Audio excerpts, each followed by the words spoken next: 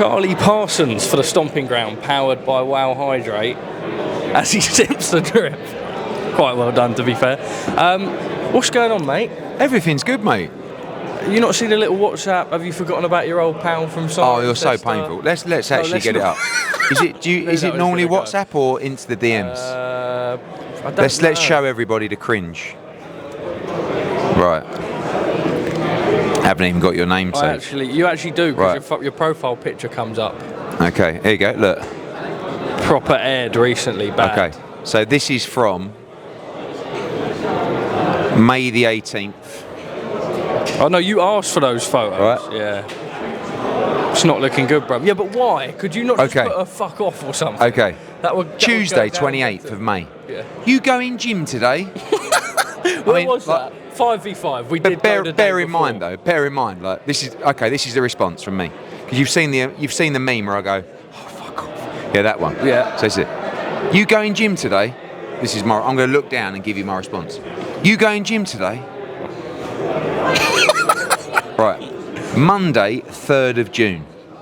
Cheeky Zoom, General. That's always the line. Always the line. Again. Doesn't work.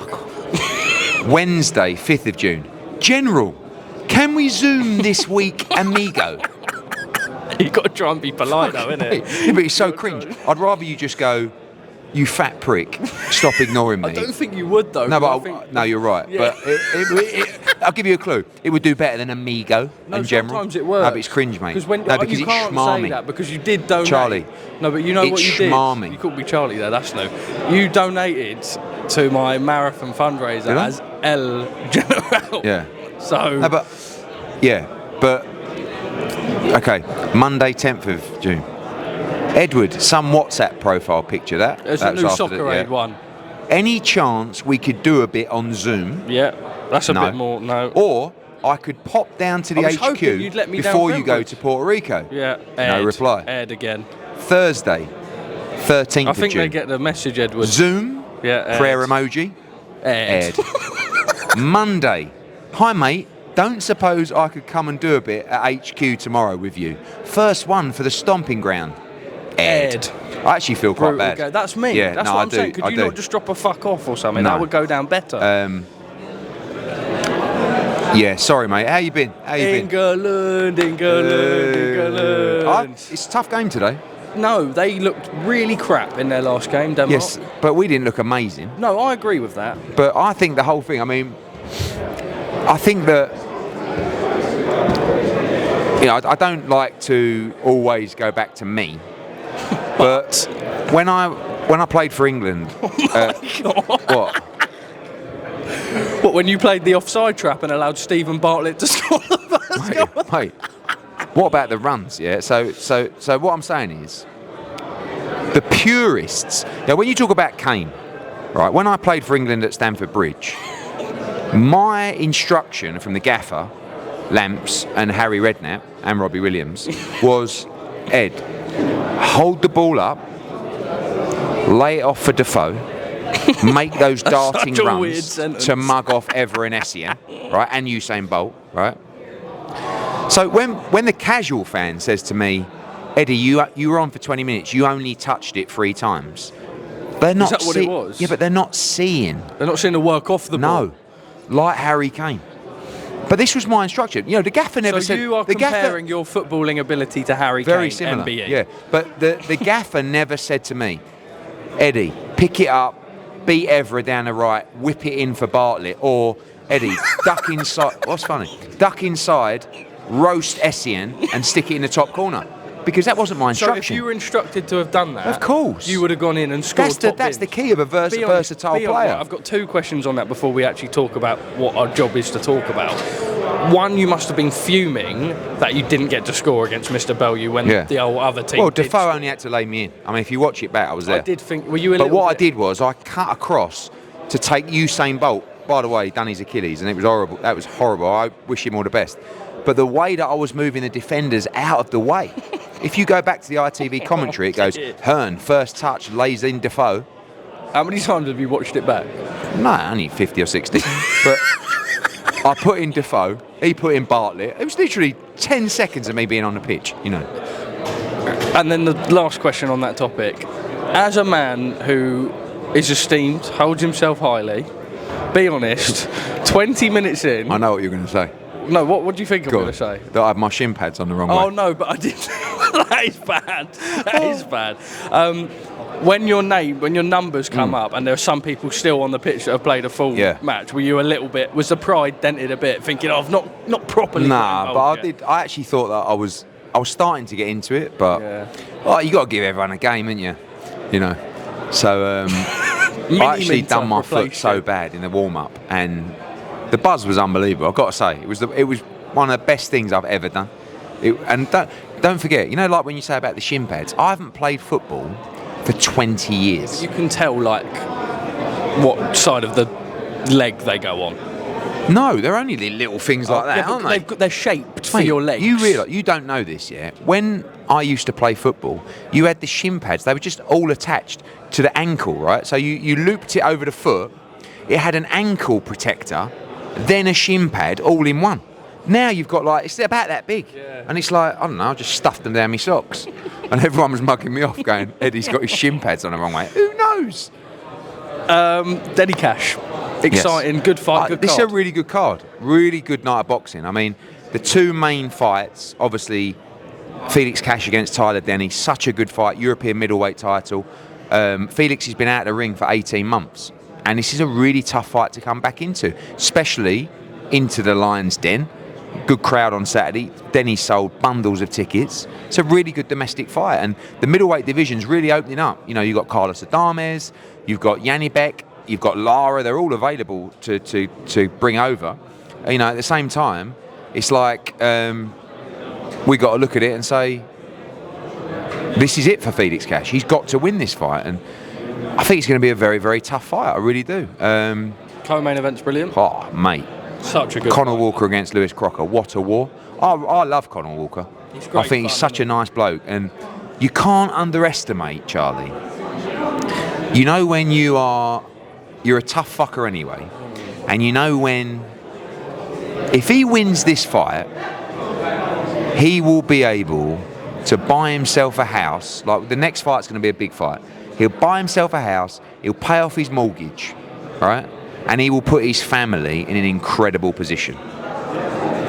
That's what it's about, right? Yeah, but that's what it's about. But when you got someone like Conor Walker, that makes you a dangerous fucker.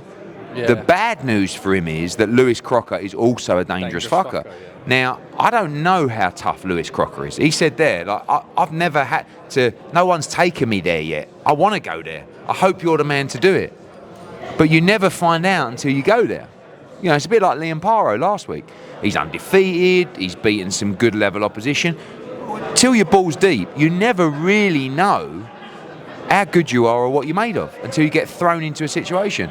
It's a bit like, you know, when you're teaching your kids to swim and they're not great at swimming, you just sling them in.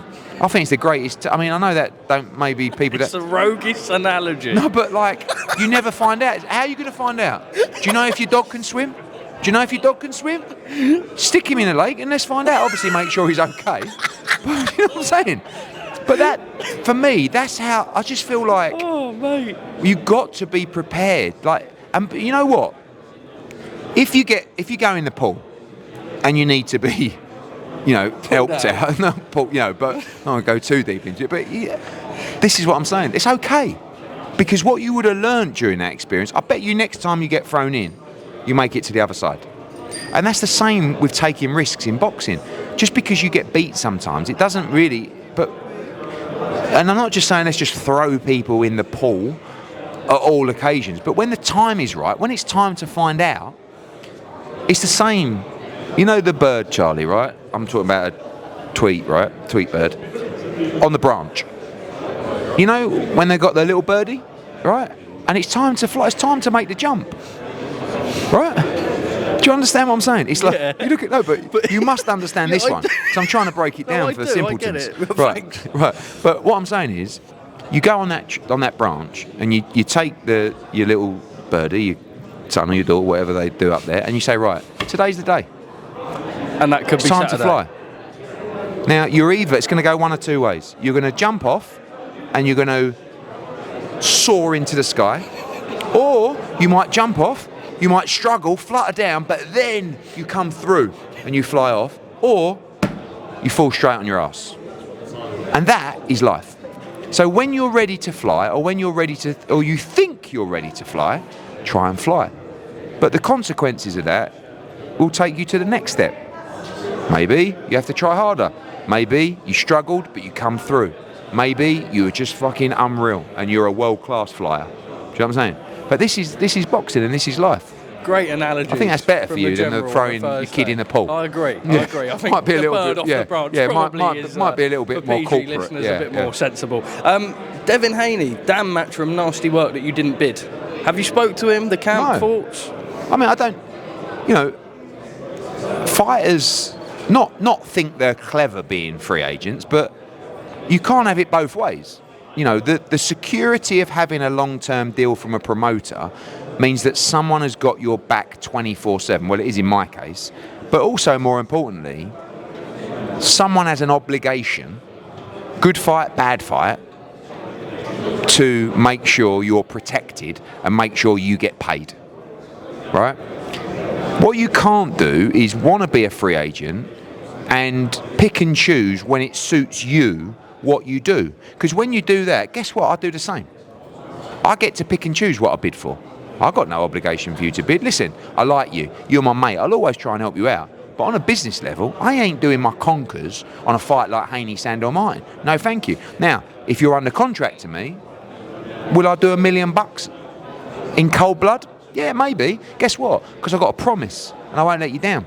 You know what I'm saying? And Devin's done what's right for his career. I'm not having a go at his choices. And Bill Haney wants to go out and talk to all these other people. And they've got Devin Haney Promotions. Do you know how many fighters have promotional companies that actually mean absolutely fuck all? You ain't got a promotional company if you ain't putting your bollocks on the line. So why didn't Devin Haney Promotions bid? If this was such a good opportunity, you know, if there's so much value in Devin Haney in the fight, you do it yourself. I mean, after the fact, he goes, oh, I should have bid myself. Why didn't you bid anyway? I mean, you've got to be at the bid. You've got to know who's bidding. I spoke to his lawyer the night before the fight, and I said to him, and I said to Devin, we want to do Liam Paro against Devin Haney. Unification in Australia. Everyone's up for that fight. I said, speak to the WBC, come back to me. I'm going to speak to DAZN. We'll see if we bid tomorrow, whatever. They never come back to me. I forgot about it. You know, I had a call an hour before the purse bid from the team to say, do we want to bid? And I said, no, they haven't come back to me. I don't like the fight. I don't think our bid's going to be competitive. No. So the fight happens. I like the fight. Take a 2-year break. No, listen, he's sulking. But I like the fight for Devin, actually. Because coming off the Ryan Garcia fight, you know, Sandor's tricky, he's intelligent, but so's Devin, and he's not a big puncher. You know, and the money's not, what's he going to get, 1.5 million? Sorry, but you got beat. It's Sandor Martin. This is the problem. The problem is it's not Devin Haney. The problem is it's Sandor Martin. And I'm going to try and make, you know, we're going to have a big homecoming fight for Liam Paro in Australia. I would like Devin Haney to be in the mix for that. Now, if that could be a unification or if that's just going to be a voluntary, we'll see. But, you know, you can't just expect to get overpaid all the time. Ryan Garcia has announced his retirement. Fuck, Jim. Mate, listen. I'm getting so bored of Ryan Garcia. Like, I know he's your mate, but do you read his Twitter all the time? I mean, he's not doing himself any favours. It really aggravates me that no one close to him is getting hold of him. Because when, you know, the mental thing is, when he came out after the fight and said, I tricked you all with that behaviour. Hey, back to normal now. No, not at all. Actually worse. But like, everyone at that moment went, wow, I can't believe he done that. He fooled the world. And now he's behaving exactly the same way. 2 months later, someone needs to help him. And he's going to have a hearing this week with the New York State Athletic Commission. And I don't think it's going to go very well at all, in all honesty. I just want... We're hearing no contest or disqualification. Yeah, but more importantly, a ban. You know, once that ban's locked in, he can't fight again until that ban's over. I want Ryan to deal with the situation. I want to see Ryan in boxing. I think he's got a good heart. I think he's a very good fighter. I think he's fantastic for the sport. But he's dealing with this situation so badly, and like every tweet is just horrendous. So get him off social media. Just get him to chill out. Go away for a couple of weeks. Get some help. Find yourself. Relax. Social media is so toxic. It fucks your head up. Bad. These young kids, I'm telling you. Like, you look at what he's done to you. The arrogance now is unbelievable. But I've started, like, more than ever now, I'm looking at social media just going, oh my God, like these people, like... Mate, you post dumps on Instagram now. Last 7 days highlights. No, but that's all right. Instagram's just photos. I'm not opinionated. I'm not talking about conspiracy theories. I'm not talking about, like, mate, just, like... Finally, press for time. Joshua-Dubois, we're expecting an announcement Wednesday. We know it's the front runner. You're not going to tell us that that's the fight. We can probably infer as fans. Nothing's done yet. Okay. No, I promise you. So it will get done. Like, that's obviously the focus. Myself, His Excellency, Dr. Rakan, George Warren, Spencer Brown, we're all talking. We're all building an incredible card for September 21st for the Riyadh season event at Wembley. And, of course, the plan is that Anthony Joshua headlines that card. If we can get the world heavyweight title on the line, perfect, ready for the Dubois fight. But also, if we can't, ready for anyone else that comes. Edward, thank you very much for your time. I can't tell who's giving me scary eyes, Frank Smith or the rest of them. Yeah.